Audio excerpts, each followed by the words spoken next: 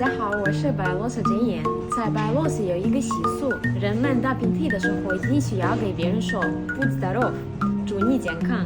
我教大家怎么说 "Будь здоров"。刚开始和中国人交流，很多我的朋友很惊讶，他们打喷嚏的时候，我给他们说 "Будь здоров"，祝你健康。因为在中国没有这样的习俗，现在他们都知道我们这个白俄罗斯的习俗，现在他们也给别人说 "Будь здоров"。祝你健康！我来和大家分享一下白俄罗斯文化，谢谢大家的关注。